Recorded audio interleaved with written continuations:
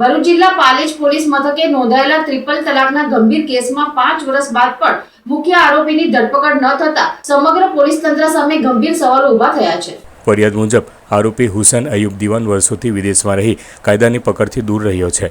પીડિત મહિલાનો આક્ષેપ છે કે છેલ્લા 5 વર્ષથી તે પોલીસ સ્ટેશન, કોર્ટ અને સરકારી કચેરીઓના ધક્કા ખાઈ રહી છે, છતાં આજ સુધી કોઈ અસરકારક કાર્યવાહી કરવામાં આવી નથી। મહિલાએ વધુમાં દાવો કર્યો છે કે આરોપી થોડા મહિના પહેલા સાઉદી અરેબિયાથી પોતાનો વતન ટંકારિયા ખાતે આવ્યો હતો। આ અંગે 10 માર્ચ 2026ના રોજ એસપીને લેખિત રજૂઆત કરી આરોપીની તાત્કાલિક ધરપકડ, પાસપોર્ટ જપ્તી અને લુકઆઉટ સર્ક્યુલર જાહેર કરવાની માંગ કરવામાં આવી હતી।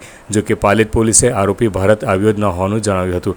બીજી તરફ સ્થાનિક સ્તરે એવી ચર્ચાઓ થઈ રહી છે કે આરોપી ગામમાં જ હાજર હતો અને છતાં કાર્યવાહી કરવામાં આવી ન હતી। ફરિયાદમાં વધુમાં આક્ષેપ કરવામાં આવ્યો છે કે જો આરોપી ખરેખર ભારતમાં હાજર હતો અને છતાં કાયદેસરની કાર્યવાહી ન થઈ હોય તો તે માત્ર બેદરકારી નહીં પરંતુ ન્યાયિક પ્રક્રિયા સાથેનો ગંભીર ચેડો ગણાય।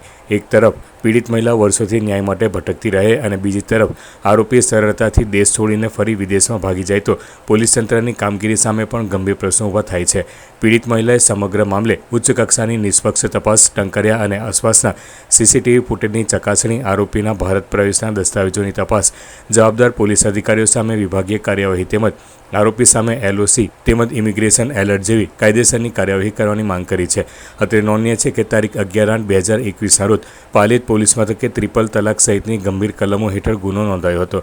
ટ્રિપલ તલાક કાયદો અમલમાં આવ્યા બાદ ભરૂચ જિલ્લામાં નોંધાયેલો આ પ્રથમ કેસ હોવાનું પણ સામે આવ્યું છે। છતાં વર્ષો બાદ પણ પીડિત મહિલાને ન્યાય ન મળતા હવે પોલીસ તંત્રની કામગીરી સામે લોકોમાં ભારે રોષ જોવા મળી રહ્યો છે।